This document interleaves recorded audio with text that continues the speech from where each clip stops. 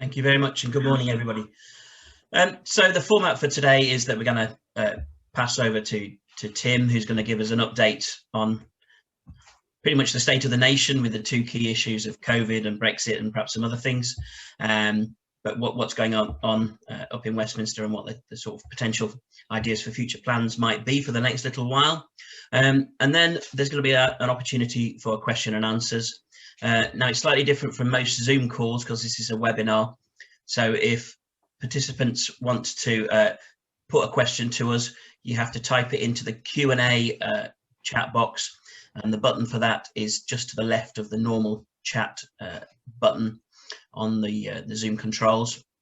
And then I'll feed Tim the questions that we get through. We've had a couple of questions in advance as well, in case, well, give people some thinking time. But if I can just hand over to you, Tim, to give us an update on where things are in this wonderful world of COVID. Well, thanks, John. So welcome to the Handforth Parish Council meeting, everybody, and let's see if we can get through proceedings without going viral. And no, as Che was saying, no cat pictures start to take over from my head. As regards the turnout for a Friday half term, what's half term? If you've been homeschooling kids anyway, and you're not allowed to go anywhere, I'm afraid one day merges into the next. I'm certainly getting Zoom-eyed the amount of time I'm spending in front of a computer. Anyway, a pleasure as always to be with the chamber, albeit a virtual one, and no hearty breakfast to enjoy. As regards the state of the nation, God knows what you're expecting me to say, but let me just sort of pour out a sort of random stream of consciousness, and let's start with the A27, shall we, before Andrew Swain and everybody else asks questions about that. And as always, whatever I say in the next few minutes bears no relations to the questions that come afterwards in any case. But on the A27, really, there is not much to report. We did a couple of months ago, when was it? Might have been just before Christmas. There was a meeting of Highways England and various transport officials and the MPs, councillors, Andrew and various others representing business were there. And we came away hugely underwhelmed. They just come up with a few more ideas for tinkering around at various junctions. And if I come to this completely new, the map that they produced appeared to be a cycle lane map and nothing to do with how we improve the roads on the A27.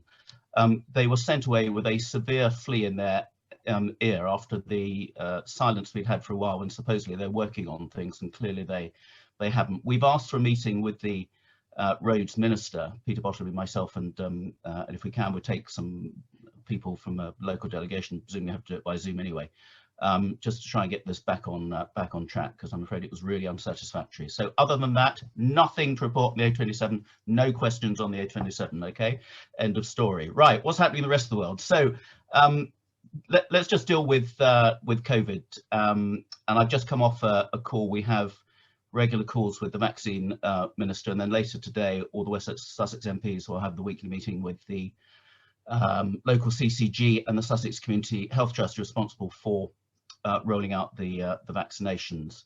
And I think the one thing we can all agree on, it's been a phenomenal success so far and is continuing at pace. So we all know we did the top 4 priority cohorts just before time. They're working on cohorts 5, which is the 65 to 69-year-olds, and cohort 6, which is the most complicated cohort of the lot. It's 7.3 million people with from 18 to 65, 69, whatever, who have got at-risk conditions, and also includes most classes of carers as well. That's 7.3 million people, by far the largest group. So what is going to happen is people who are aged 65 to 69 are being encouraged to go to the mass vaccination centres. Brighton's our nearest one, there's Crawley, there's a new one near Chichester as well. And you will get letters inviting you to do that. Many of those have arrived already. 800,000 arriving a day from next week on people's doormats. It's a very quick, speedy process. Brighton's working like a dream. There are no queues. You've got a 3 hours parking at Churchill car park. You can go straight in and out. 62% as of last night of the 65 to 69 cohort have already been vaccinated, and they only really started last weekend. So that is going really, really smoothly. The cohort 6 have been given over to the local GP centres because they're more complicated. They've got their medical records of who's got severe conditions, so they're much better placed to deal with that, but it's going to take some time. So what's likely to happen is next week they're going to start on cohort 7, which is the 60 to 65s, which they could get through quite quickly next week. So those of us in our 50s, we could be looking at a vaccination in the early stages of March as well. And actually it was worked out that if things continue at this pace and we've got the vaccine supply, and the vaccine supply will be much higher in March because of the production, the way it's being produced, all 9 categories could actually be vaccinated by the end of March rather than the end of April. That's if everything went smoothly, but the infrastructure is working brilliantly. And the infection rates have come down considerably, and the hospital numbers, they've virtually halved over the last 2.5 weeks, and I'll get the latest hospital numbers later this afternoon, and I post a weekly report on my Facebook page and website about where we are locally, but things are going really well. So everybody will say, well, that means we can unlock everything from Monday, doesn't it? Now, some of us think that we should be unlocking things sooner. Some of us were dead against closing schools, for example, which I think has been hugely problematic. And you've now got many schools, many of our local schools, who are doing fantastically well. I was talking to one primary school in Worthing the other day. They have not had a single case of COVID in the last six months. They've got over 40% of their pupils at school because they qualify a key worker and everything else as well. They've done a really good job. So on Monday, we're going to have an announcement from the Prime Minister. The Prime Minister was given a file yesterday from the SAGE and various other clinical experts. So we don't know exactly what's going to be announced on Monday, and I think those final decisions won't be made until the end of the weekend. I would guess that we're going to have confirmation that all the schools will go back on the 8th of March. I don't think it would wash well if we try to do just primary schools and then secondary schools have to wait, or we do some in the north of England or in the south of England. I think there needs to be a situation where all schools go back. The impact on school kids should not be underestimated. We've lost 840 million days of face-to-face schooling by the time we get to the 8th of March. There's been a widening of the gap, the achievement gap between kids in more deprived backgrounds and middle class kids. The number of proportion of children doing an hour a day exercise or sport has fallen from 47% to 19%. The number of cases of children harmed or abused during lockdown has risen by around a quarter, it's calculated. And the impact on children's mental health is going to be considerable. That is going to take one hell of a lot of catch up, and I think a real priority that the government's going to have to do more on, and they've announced a ZAR and everything for it as well, is just how we deal with those kids from the last year, particularly those intensive years coming up to exams normally, or those transitioning from primary school to secondary school, just how you get those kids back on track. And there's going to have to be a huge effort to do that. So schools got to go back. Pubs, I don't think pubs should have been restricted in the way they were. I think the crazy restrictions that were imposed on pubs, who'd spent a lot of money on bringing in social distancing. You know, you had to have your Scotch egg outside, or all the space tables or whatever, and there was no evidence that there was a enhanced infection rate caused by keeping pubs open. So it wasn't based on evidence. I see why government took that advice, that it was a risk, but the knock-on effect of people coming out of the pub at that artificial curfew of 10 o'clock, going straight down to Majestic or Tesco's to get some tinners to take home with their mates where there was no social distancing, I think the knock-on effect could have been worse than people drinking in a controlled environment. And frankly, if we get to Easter weekend, bank holiday weekend, if we have a fine weekend, 2 bank holidays, and pubs are completely closed, including those with big gardens where you could go outside and have your pint at a safe distance, I think people will really question the logic behind all of this. So I think he's got to say something about opening up some of the hospitality industry to coincide with Easter. And again, if we don't, hospitality, as we know, has taken a huge hit. It's a big part of the economy. It's something like hospitality sector has seen a sales drop of 54%. Is being calculated. That's a £72 billion loss in revenue. Big employer, particularly big employer in our neck of the woods, coastal communities. So we've got to see some help on hospitality opening up, and then I think we've got to see some repeat of an Eat Out to Help Out type scheme, which was really successful last year. And then I think there may be some news about people being allowed to socialise a bit outside, some return to some outside sport. I think people just want to be able to see each other, even if it's only outside, to be able to get together, whether we return to some, you know, group of 6 or whatever. I think it's one thing when you're cooped up and it's pouring with rain outside, you don't want to go out of your house anyway. But if the weather starts turning fine, people will want to go outside. And the whole problem with all of this, and what I've said all along, is the government's got a difficult balance to make between what the scientists say, and if scientists had their way, we'd all be locked up 24 hours a day, because that's the best way of clamping down on any infection, but it's just not viable. Secondly, what the economy says and how people's livelihoods are being destroyed, and the impact on all the other things that can do a lot of harm that's not just COVID. But then thirdly, public confidence. And if people don't have confidence in the logic and consistency of why these measures are in force, then they're just not going to abide by them, in which case any amount of regulations just won't work, however hard you try to enforce them.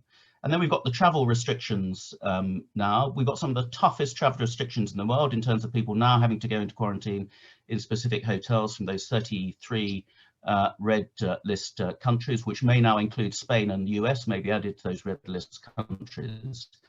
I mean, that is just completely deterring any remaining travel that there was as well. That's in force until the end of March. I hope it won't go beyond that. I mean, it's just completely unsustainable.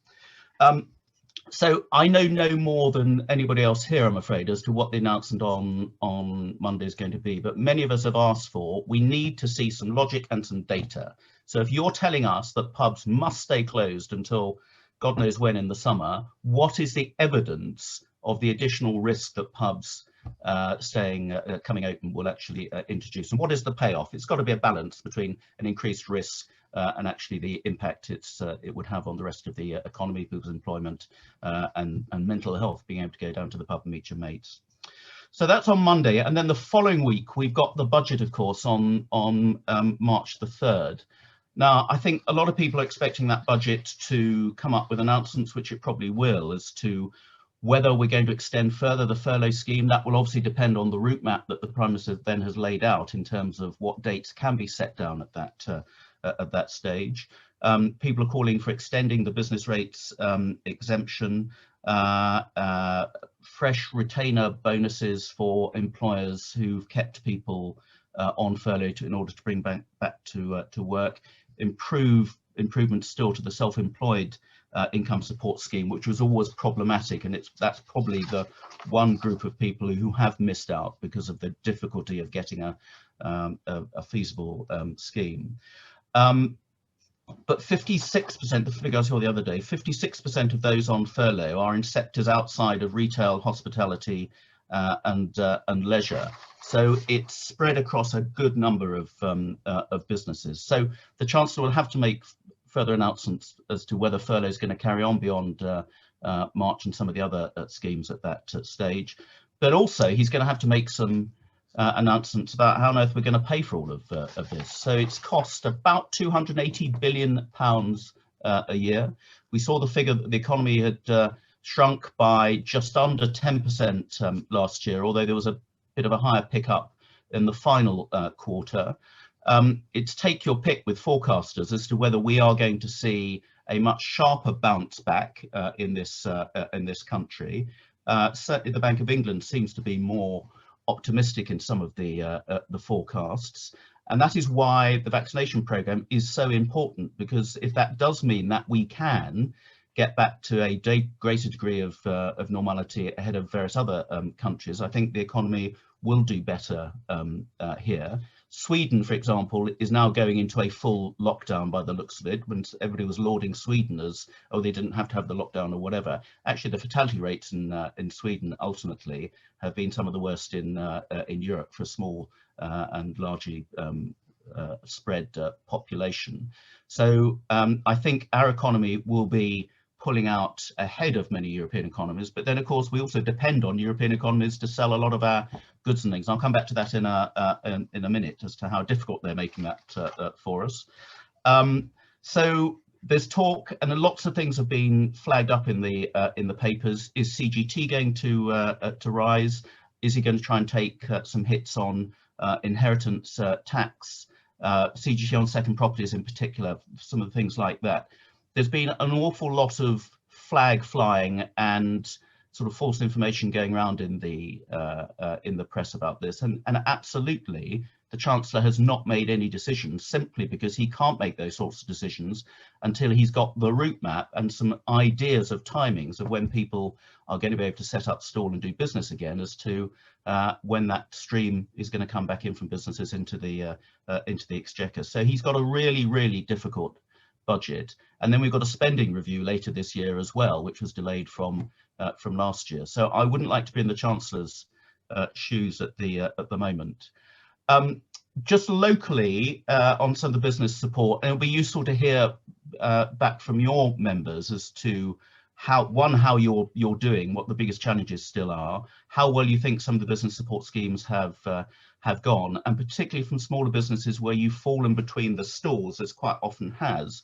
But then we've got the discretionary grant scheme, and the latest discretionary grant scheme actually ends at applications for it midnight on Monday. That's been handled by Worthing and Ada councils, who've done a really, really good job, and they've actually taken the view that if in doubt, let's see if we can give them the money, rather than abide by the letter of the rule book. And in fact, not all that discretionary grant has been taken up in some parts of the country. So I think they've actually done a really good job. The number of people I've had, constituents coming back to me saying they've completely been left high and dry, is greatly reduced on what it was, because the discretionary fund has filled quite a gap there. Other things we might see in the budget, I think there is going to be an emphasis on help for R&D. I mean, backing science and technology as a way out of building back better, I think is really important. I think the vaccination rollout and the success of our research in the vaccines has really shown the benefits of that. I think there's going to be some major support, further support for house building.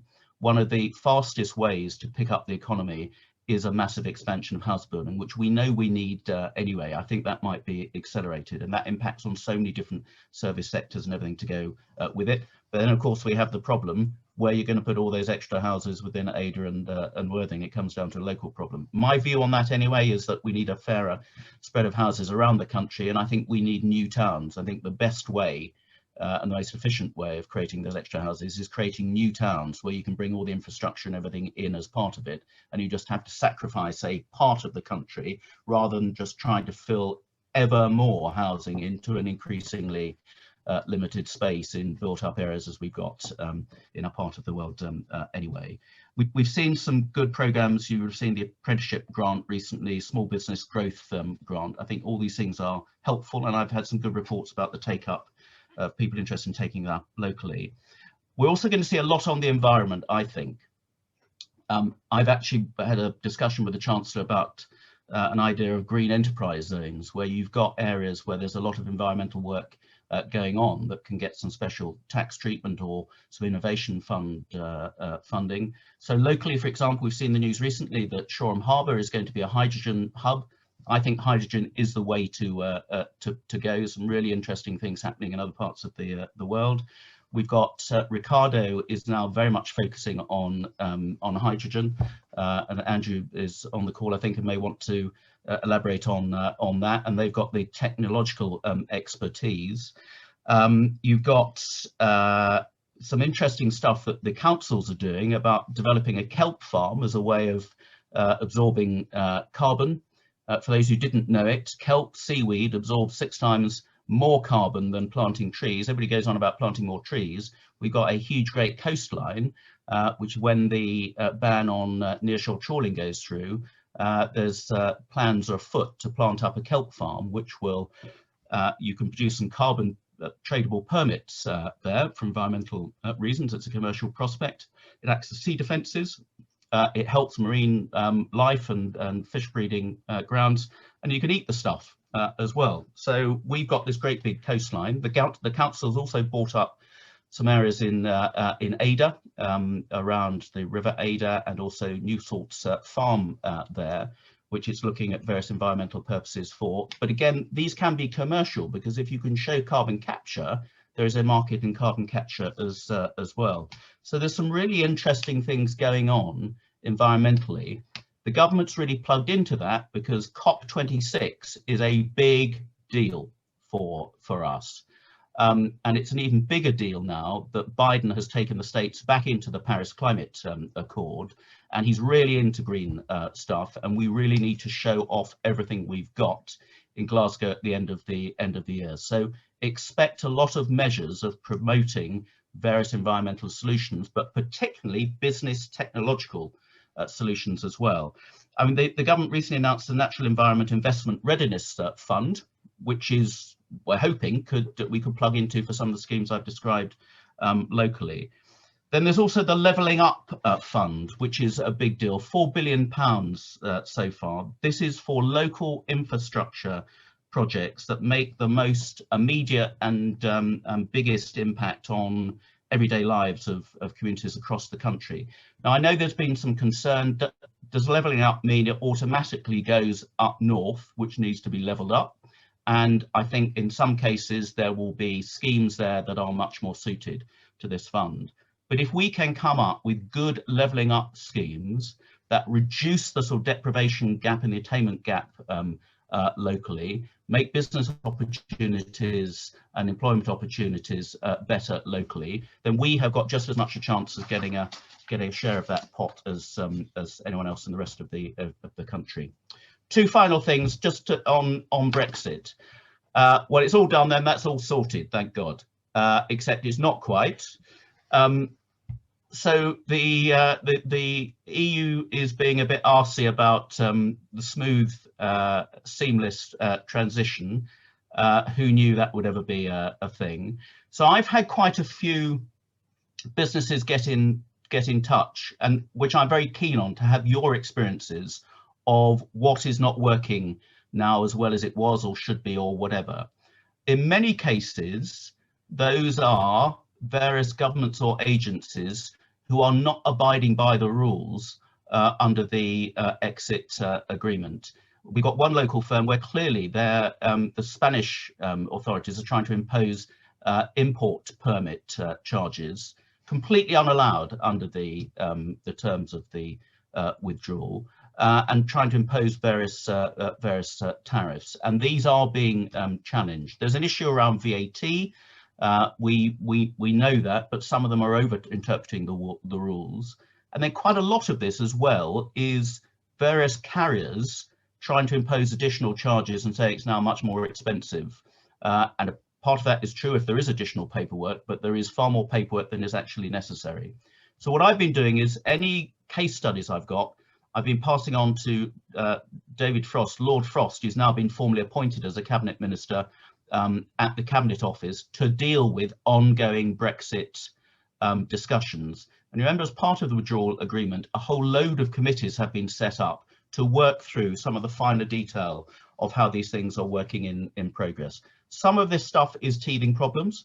Some of this stuff is businesses were not as prepared for it, and that's partly the government's fault because it was so last minute. So there's blame all around on that. Some of it is the various EU authorities being bloody minded, but some of it are things that need quite a bit further work to be done.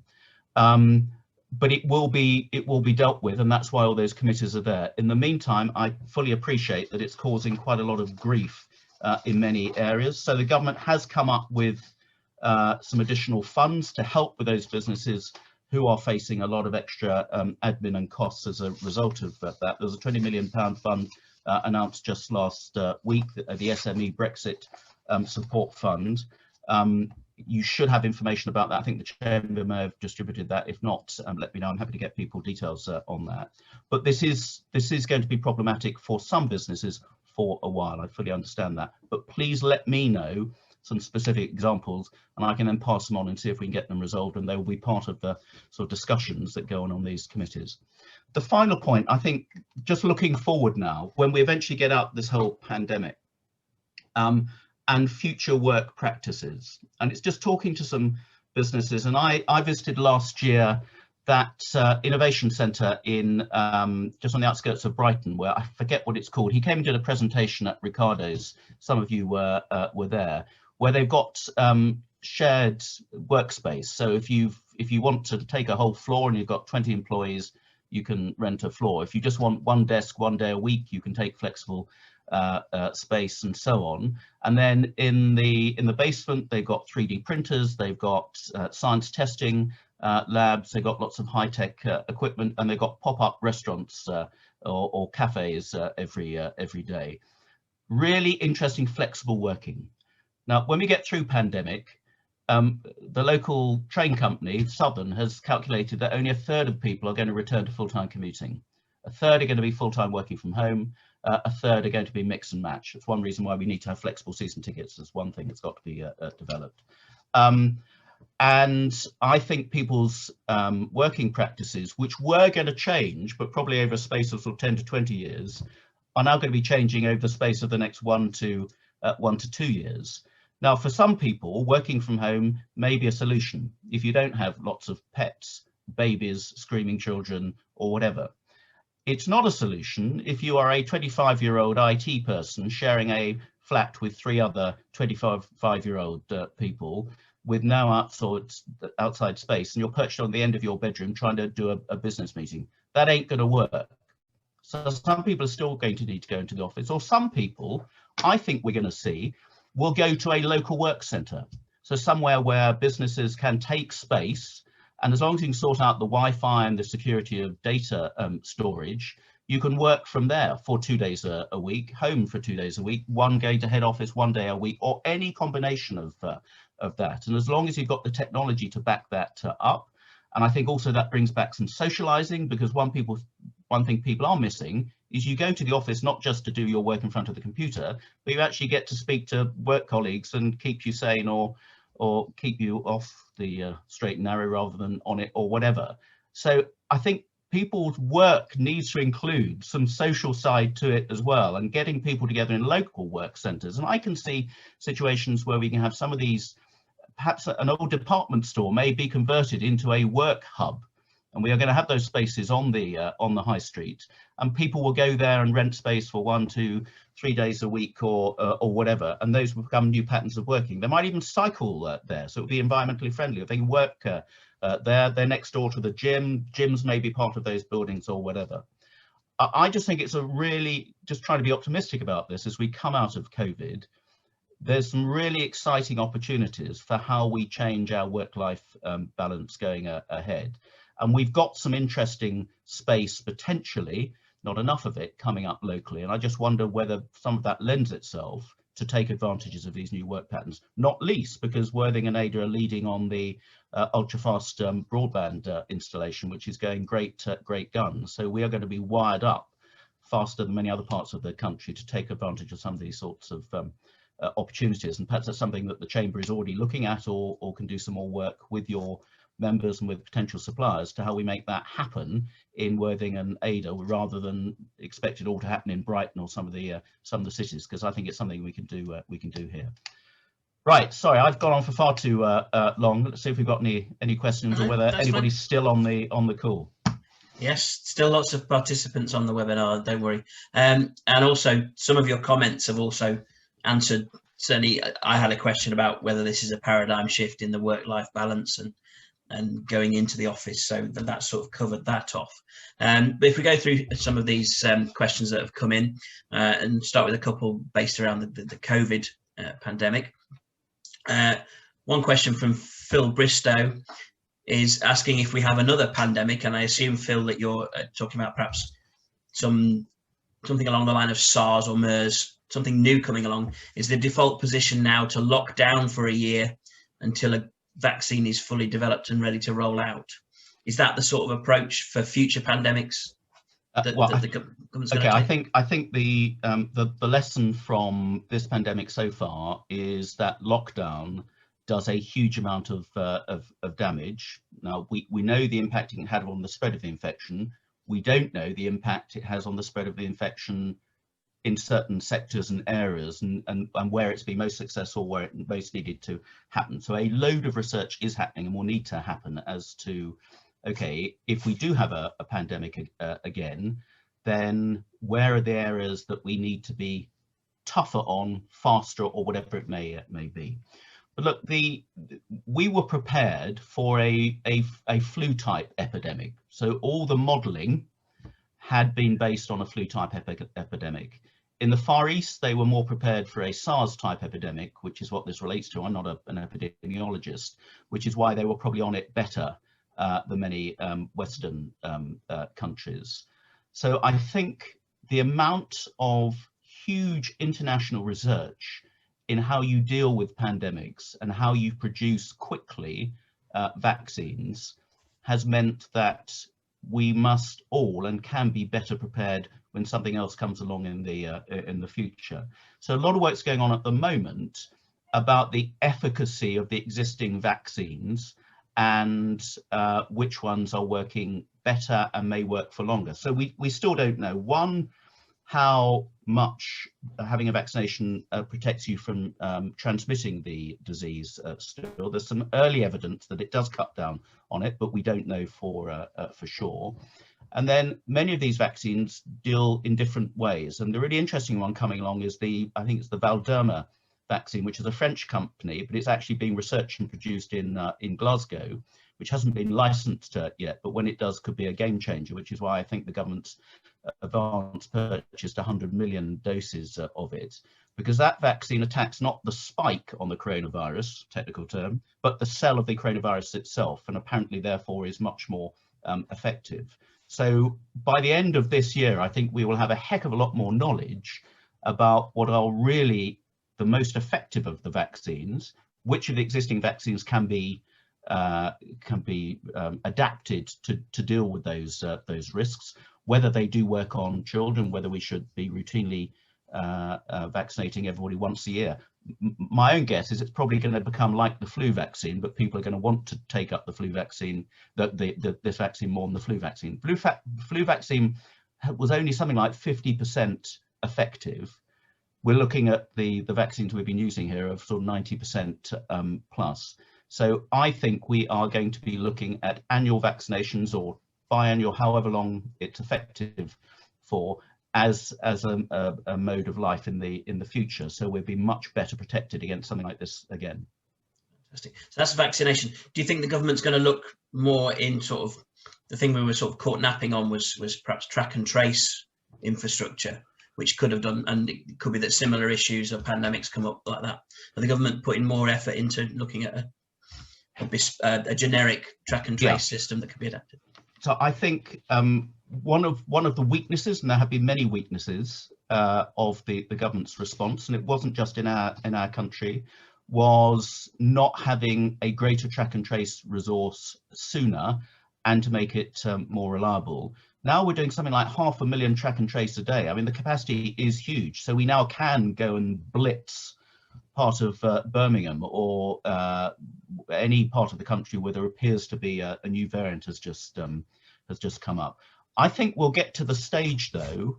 I mean, I've been helping at the vaccination centre in Lancing, and before we're let in, we have to do the lateral flow test, which just takes 15 minutes. You can do it yourself, shove it up your nose, put the drops in, pour it on the what's-it. I think that we will all have a supply of those readily available in the same way we have plasters in our medicine cupboard or whatever. So if there is any doubt or something spikes up, we can all immediately do those sorts of DIY tests. Anyway, they need to become more reliable. They're still not completely reliable, and they give too many false negatives in some cases.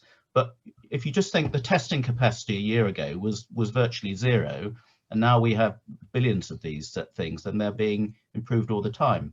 But it goes hand in hand as well, John, with the medical technology is going at a cracking pace regardless of the pandemic. I mean, I was in Dubai year before last at the what's called the Museum of the Future, where they were showcasing some of the things they do there. So, for example, I stood in front of a mirror, and it gave me a sort of full body analysis of my blood pressure and have I got diabetes and all sorts of other stuff. And you can that technology exists on a mobile phone, so you can give yourself a fairly thorough health check, and you can have a sort of patch or something on your arm, or you get your phone to do it, that automatically links into your doctor. So in the future, you won't need to ring up for an appointment with your doctor. Your doctor will ring you up and say, I think you need to come and see me, before perhaps you even knew it yourself. That technology is there. It's a question of how you scale it up and roll it out so that everybody has got access to that sort of thing. So the world of medicine and how we deal with our health is transforming hugely just in the space of the next few years. And now we've had to factor in how we deal with potential pandemics as part of that. Well, now I'm going to segue that by, obviously that would need funding. And so we need to look at the legacy impact on funding of this current campaign. And so just how concerned should we be about this high level of government borrowing in your view? It is huge. So who would, after all the good work that was done by the coalition government in bringing down the debt rates from very high levels back in 2010, all that work has gone out of the window. But it's not just us. I mean, look at the debt levels across other EU countries as well, who've had no choice but just to throw a load of money at trying to protect us and get us through this pandemic. So it all depends on how quickly the economy can bounce back. And the government has shown itself willing to throw loads of money at trying to find technological solutions, and throwing money at science, and IT and AI and everything else as well. And I think that has got to be the way to go, which is why I hope we get some more encouragement on R&D spend and things like that. But no, you're right. We have got to get borrowing back down, but it's not going to happen in a short space of time. And I think we've had to alter the way we view the balance sheet of the economy, because otherwise, if we're just in permanent lockdown, there'll be no money coming to the exchequer, and then we'll be completely and utterly bust. And do you feel that there'll be a return to I dread to mention the A word, but do you think austerity might rear its head as a potential solution to this, or those days past? I think what we do need is a grown-up debate about how we deal with in-work poverty in particular. So there's the argument we're having at the moment is, should the uplift in universal credit of £20 a week, should it be extended by 6 months or a year? And I think it will be by at least 6 months. Or should it become a permanent feature? And before the pandemic came along, I mean, we'd done really well on getting more people into jobs. So our unemployment rate was very, very low, and certainly compared to our competitors was in a really good space. But to an extent, that disguised people in lower paid jobs who were effectively being subsidized to do those jobs because of the benefits and universal credit. So we need to address in-work poverty. And why is it that we've got, and I think we had this discussion before, so if you take the whole free school meals issue, I can give you an example of one school in Worthing last summer that bought £3,000 worth of free school meal vouchers for the families that qualified for them through the summer holidays. They had to buy them up front. They gave all those vouchers out to the parents. So these were parents who absolutely relied on free school meals, apparently, even though no government had ever given free school meals during holiday times before. By the end of the summer holidays, only £1,900 worth of free school meal vouchers had actually been cashed in. So 40% of them were not actually used by families who absolutely must have those free school meals, for example. The biggest complaints I got over free school meals, interesting, lots of people wrote to me saying it's a disgraceful, wicked government, of course you must be giving free school meals, and I get that, but those people did not rely on free school meals. All of those people who wrote to me who said that we do qualify for free school meals, they said to me, we're rather offended because we're all being treated as though we are not capable of looking after our own kids and must have this additional money to do it. It's nice to have, but actually we do quite well by our kids. So why is it that some families can cope? It's not easy, and some families apparently can't cope.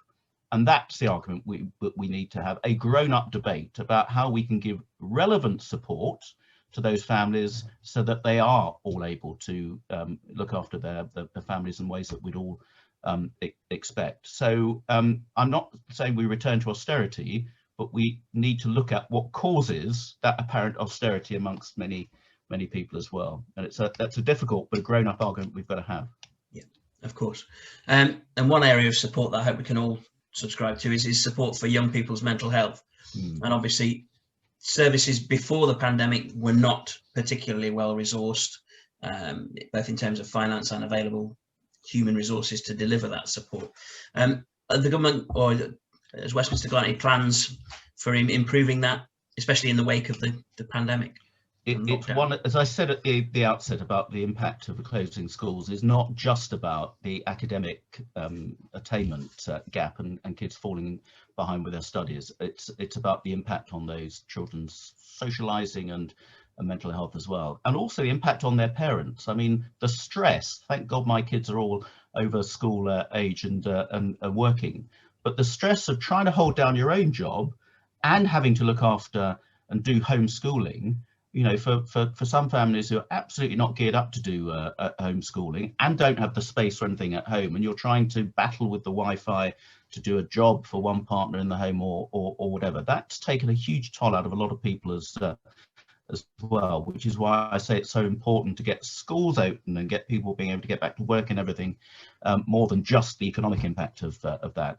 So yes, I think absolutely the government acknowledges there was a lot more going on for mental health in schools. So training teachers in recognising mental health, getting faster signposting onto mental health services, because there's too often, and I was getting a lot of cases, there's quite a high threshold to actually access mental health services for school age kids, and then too often you're waiting months and months and months, and that condition is just getting more severe in that time. Now, part of this is the shortage of professionals in that area, and you can't just pluck psychiatrists and others off trees. A lot more people have been coming forward and training in all NHS professions, I'm glad to say. We saw the news yesterday that applications for nurses are up by a third in the last quarter. So incredibly, and it's a fantastic testament that the pandemic has made people far more appreciate and interested in going into careers in medicine, and we desperately need more people to come in the area of mental health there as well. But there's another side to this as well. I'm, as some of you may know, I'm very involved with perinatal mental health. Until recently, chaired a charity called the Parent Infant Foundation, which is all around perinatal mental health and making sure that toddlers have got strong bonds between their parents, because that initial 1001 days, as it's called, is where a child's brain develops exponentially and can make that a stable, well-balanced child by the time they get to school. And that's an area that we do really badly on. So Angela Leadsom, my colleague, has been carrying out what's called the Leadsom Review. She was commissioned by Boris Johnson to do this, looking at those early start years and the impact on the perinatal mental health of mums particularly, and the strong bonds with their kids. I've been part of that report, and it's going to be published hopefully next month, and that will have some very strong recommendations which we hope the government are going to pick up about how we do better early on making sure that parents are in a good place when they're having a child, because that's where it all starts. And there's one statistic I always quote: if you're a 15 or 16-year-old suffering from depression or low-level mental illness, then there's a 99% correlation that your mum had some form of mental illness around pregnancy. It's a closer correlation as that. So we're just focusing all on school age. Actually, we need to do something a lot before that, so that kids are much more robust in a strong attachment with their primary carers and parents by the time they get to school, and that really would make a difference, but it would take several years. Sorry, long answer, but a really important subject. That's absolutely fine. If we switch over to Brexit and what's going on with there, we've got a question here from Beverly's that says, do you foresee further harmonisation discussions going on between the EU and UK with respect to pharmaceuticals? Because currently in the transition agreement, there's only harmonisation of health authority inspections. And she's particularly interested in the issue of around drug product testing and things like that. So whether there's going to be any harmonisation or further discussions between ourselves and the EU. Okay, so we start at a point where we've got harmonisation, and then we've gone our separate ways, and now we've got the MHRA as the ultimate arbiter, rather than what the European equivalent is doing. And pharmaceuticals, more than most other industries, are completely transnational, although with a very big role by the FDA in the States, who often have on a sort of different page to the MHRA and the Europeans. So I think absolutely the pandemic and the vaccine response has shown how we do need to be far more aligned on all of this. So I would expect, despite the sort of the politics of the European Drug Agency, whatever it was called, that used to be based in the UK, then they moved it to Holland, I think it was. I think just disregard the politics.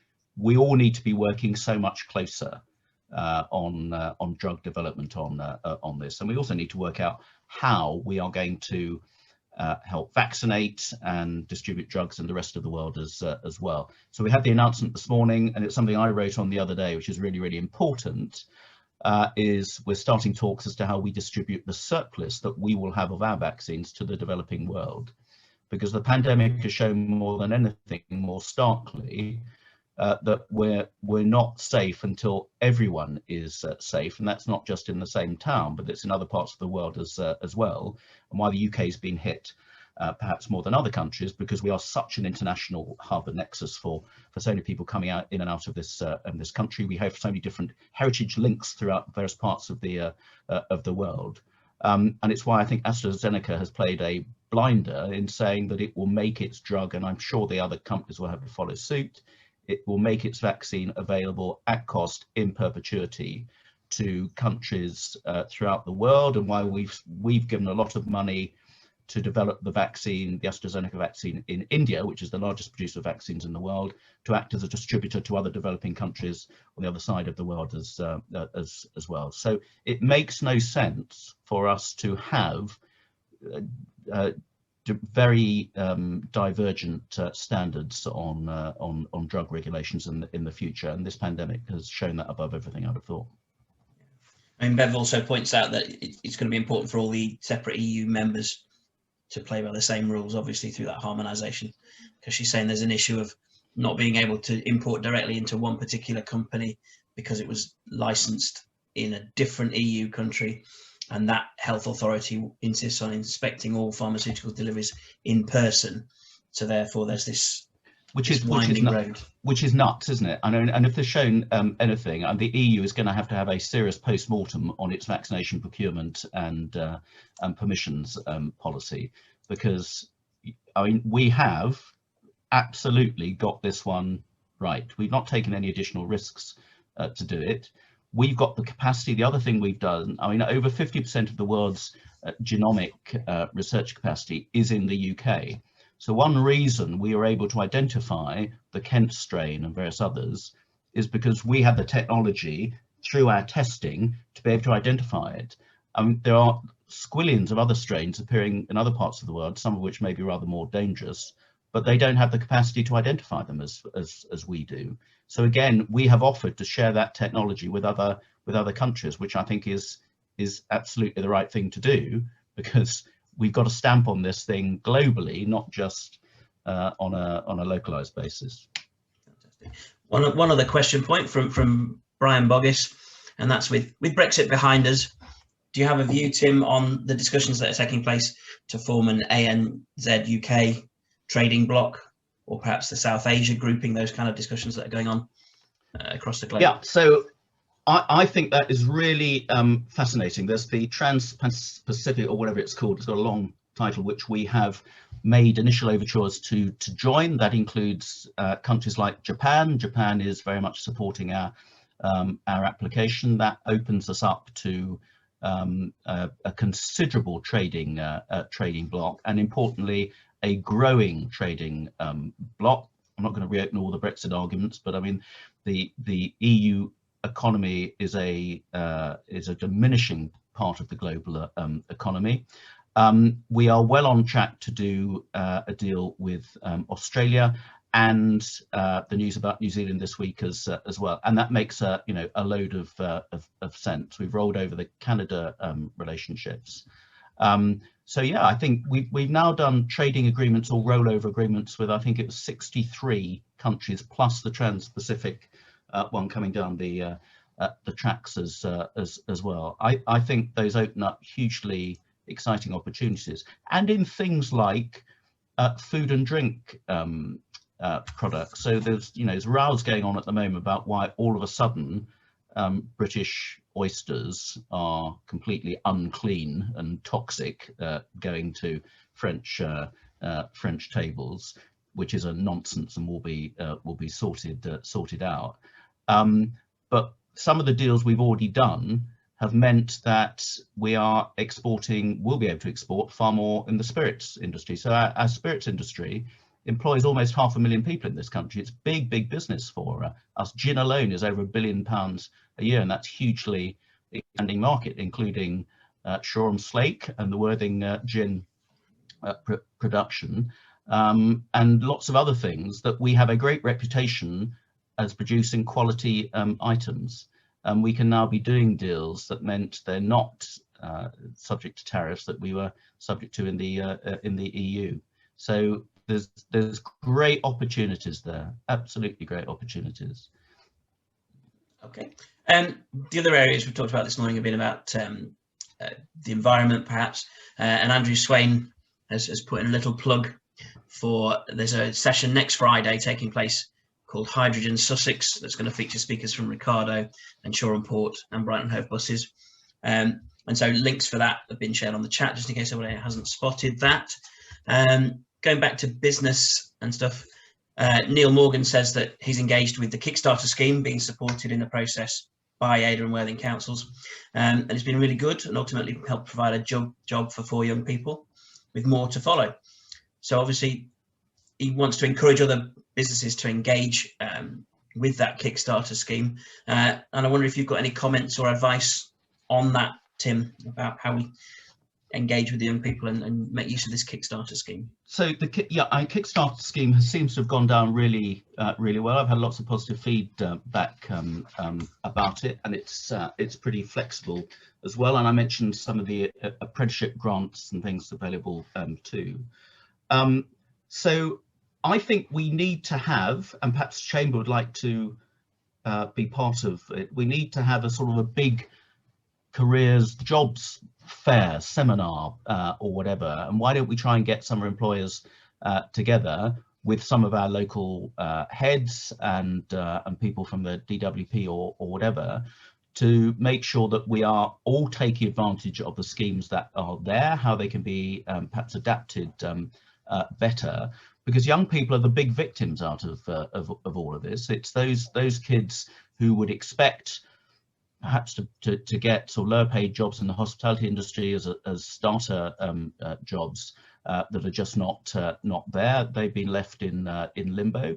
We've got this whole problem about kids coming out several months behind with their education now, some who may not now be going on to do A levels, some who may not be going on to do going to university. We've absolutely got to make sure that they're then going on to vocational courses, apprenticeship type training, and those opportunities are there. And again, that's an area where the government's very aware of, And we've got one of our local MPs, Gillian Keegan, who is the apprenticeships minister as well, and is really passionate about this and brilliant. And she was an apprentice herself. She didn't go the university route. So I would be very happy to be part of some event leading to a sort of programme of work involving the councils and employers as well, about how we can deal with some of the young people in particular who've really fallen foul of the pandemic. And I'm sure we can get Gillian to come along and talk through some of the government schemes and others as well. That may be something you want to take on, Che and John. Yeah, no, definitely, and it's probably something we can incorporate with the Better Business Show, to sort of have a parallel careers program or event going on as well. So that's great. And Donna Harfield from Chichester College has said they're happy to support that as well. So that's great to see. Thanks for that, Donna. It's a deal, right? We've got it sorted then in that case. Right. We'll do it next week. Depends what people say on Monday. Yes. No, that's great. So we only got one more question on the chat so far, and that's Lawrence Boone has said that he's expressing some concern about perhaps knee-jerk reactions and panic overspending and overloaning. So are the government planning to construct a longer-term debt repayment plan, or will it perhaps be a return to austerity or perhaps higher taxation, those kind of things? But the more interesting question for me is the last comment, and it's and is Boris Johnson going to stay and follow through all his wonderful Brexit plans and COVID recovery strategy? So what's your view on the longevity of your esteemed leader? Let me just deal with Lawrence first. And yes, so the government has made some of the loan schemes more flexible anyway. And I think particularly with interest rates as low as they are, and I don't see them going anywhere anytime soon, as long as we can keep the cap on inflation, which the signs are that we can. I think if the choice is between being inflexible on loan schemes and demanding repayment, and those businesses going out of business altogether and therefore not giving any money back or paying tax to the revenue, of course we've got to be flexible around that. As long as businesses are being sensible and they're not just taking the mick out of it, then I think the government will be more flexible. Absolutely right. So is Boris going to be around for the foreseeable? I don't know. I mean, who'd be prime minister at the moment, for goodness sake? And whatever you think about Boris, and I was not one of his backers in the leadership, to come in when you had to deal with Brexit, when Parliament was a complete nightmare, and it was, and I tell you, talk about mental health, the mental health of many MPs back in 2019. I would get up in the morning and not want to come out from under my duvet because you hadn't a clue. Are we going to sort Brexit today? Are we going to be there all night again? It was a complete nightmare. So to come in and say you would sort Brexit and to get that deal done, albeit at the last minute. And I think there's quite a lot of theatrical, looking back at that, the choreography of sort of walking away, not walking away and everything was quite a masterstroke in actually getting to where we did do. And absolutely, it's fraught with problems. We know, we've just been discussing that, but I think it's a far, far better place than many people ever foresaw this time last year, perhaps. So you've dealt with that. And then within a few months of becoming leader, then you have a global pandemic, the likes of which no politician leader has had to deal with ever before, and it's being put on a parallel with, is this the equivalent of wartime? And effectively it is, one could say. And then he goes down with COVID himself. It takes a certain sort of individual to still be standing, which he is, and it's not been a good job to do. Now, if the vaccination thing had not gone as well as it has, and touch wood, it will continue, and I see no reason why it shouldn't continue apace, then I think Boris might, and I think people who have understood, have said, well, I've got other things to do, including a young fiance and new baby and all sorts of other stuff. I think now, I mean, I've just noticed there's a sort of renewed energy he's got about him, and nothing breeds success like success. And I think the vaccination story has been a really, really important one on getting government back on track and showing that it is competent, whereas there were some serious question marks about some of the mistakes that had been made early on. So I think he's here for the foreseeable. I think there'll be a big reshuffle later on this year. I think there needs to be. I think we might see some new departments created. I think there'll be much more emphasis on how we can have a government that is all about innovation and entrepreneurship and invention and using technology. And I think there's a real enthusiasm around for that. And I think just taking the example of the vaccine procurement, and Kate Bingham, if you remember 6 months ago, was absolutely panned because apparently her department had spent some money on some PR, which turned out to be a completely bogus story anyway. And she played a blinder. I mean, she's been absolutely brilliant because she knew her subject. She just happened to have a degree in microbiology or something like that. She had a scientific background. She was all the best of us have got degrees in microbiology and virology, Tim. I've got one myself. Yeah. There we go. Well, so why didn't you sort it out? I was too busy cooking.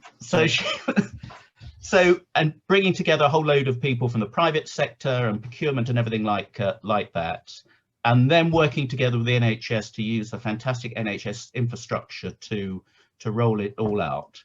What a brilliant partnership of the private sector and the public sector, and giving her the freedom and the latitude to, right, we need 100 million doses of this, can you go and sort it out please, and to know where to go and speak to the right people. Fantastic, world-beating stuff.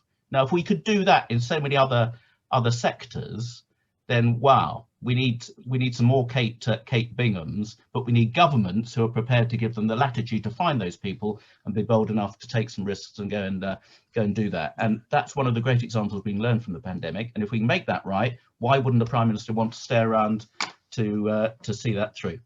Fantastic. Well, we have a supplemental question about whether you'd ever thought about standing for Prime Minister, but perhaps in the reshuffle you could be the flexible working minister. What are your ambitions for that sort of thing? My ambitions, John, as you know, always are to serve my 90,000 constituents to the best of my abilities. Of course, I would expect no other answer. That's great. Well, thank you very much for your time, Tim. I'm sure we all agree that's been really, really useful. One quick plug from us at the Chamber, and that's that we're running a series of free webinars on the EU transition support that's available. And the first one of those is available on Friday, the 24th of February. And there's a link on the Chamber website, so check that out, and that will hopefully help us understand your issues, and we can pass those on to Tim, most definitely. But if I hand back to Che just to close proceedings, thank you very much. Thank you very much, Tim, especially thanks for joining us. Really honest and open chat there, really interesting to understand. I, for one, subscribe to your Facebook page and that weekly update, and indeed your video about what you're up to during the week is also really good to see, and thank you for your efforts in that field. John, thank you too for your manning of the healthy Q&A part there. I think this is a useful bookend to a year, because I think, Tim, you were with us, I think, early March last year at Worthing Golf Club it was, and all this was just starting, and I think I might have been with Peter Bottomley in the evening, or shortly after. I think you shook my hand, but Peter didn't. It was at those times when, why is this different to flu? Well, it's just a little bit more contagious, and yeah, it is, and it has been. It's been a hell of a year. I really think we're on the up. There's a lot more positivity, possibly a few more weeks of discomfort and not being able to pop down to the local, but I can't wait until I can, and I hope to see some of you out and about very soon as well. Thank you everyone for joining us. I wish you all a good weekend, and stay healthy and get vaccinated when you can.